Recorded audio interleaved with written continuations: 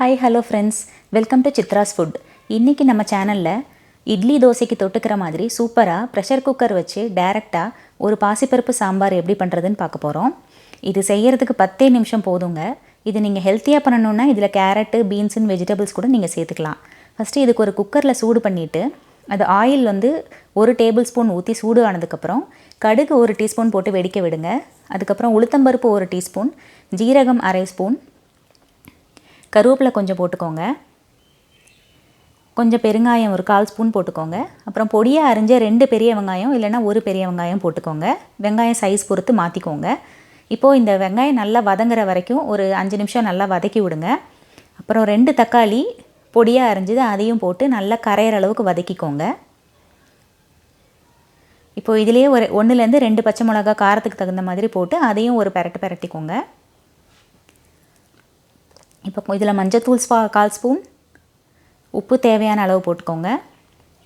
அப்புறம் பாசிப்பருப்பு எடுத்து ஒரு 1/4 கப்பு நல்லா கழுவி வச்சுருக்கேன், அதையும் இதில் சேர்த்துக்கலாம். இதில் சாம்பார் பொடி 1 டீஸ்பூன் போட்டுக்கலாம். இப்போ இது எல்லாத்தையும் நல்லா கலந்து விட்டுக்கோங்க. இந்த நேரத்தில் நீங்கள் காய் ஏதாவது சேர்க்குறதுனா சேர்த்துக்கலாம். இப்போ நான் இதில் 2 கப்பு தண்ணி ஊற்றுறேன். இது நல்லா கொதிச்சிட்ருக்கட்டும்.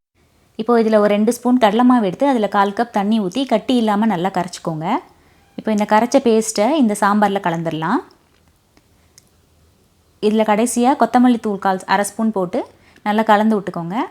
அவ்வளோதான். குக்கரை மூடி வச்சு லோ ஃப்ளேம்லேயே வச்சு 2 விசில் விட்டு வேக விட்டுக்கோங்க. பருப்பு நல்லா வெந்துடும். அதுக்கப்புறம் நேச்சுரலாக ஸ்டீம் ரிலீஸ் ஆகட்டும். கொஞ்சம் நேரம் கழித்து குக்கரை திறந்துட்டு கொத்தமல்லி இலை போட்டு கார்னிஷ் பண்ணிக்கோங்க. சாம்பாரோட கன்சிஸ்டன்சி பாருங்கள். ரொம்ப கெட்டியாக இருக்க மாதிரி தெரிஞ்சதுன்னா கொஞ்சம் தண்ணி ஊற்றி அதை ஒரு தடவை கொதி விட்டுக்கோங்க. அவ்வளோதான். லாஸ்ட்டாக 1 ஸ்பூன் நெய் ஊற்றி சூடாக இட்லி மேலே ஊற்றி பரிமாறி நல்லெண்ணெயோ இல்லை நெய்யோ ஊற்றி நீங்கள் சாப்பிட்லாம். குழந்தைங்களுக்கு இந்த சாம்பார் ரொம்ப பிடிக்கும். இது கண்டிப்பாக செஞ்சு பாருங்கள். உங்கள் ஃபீட்பேக்கும் கமெண்ட்ஸும் எனக்கு சொல்லுங்கள். இந்த வீடியோ பிடிச்சிருந்ததுன்னா மறக்காமல் என்னோடய சேனல் லைக் பண்ணுங்கள், ஷேர் பண்ணுங்கள், சப்ஸ்கிரைப் பண்ணுங்கள்.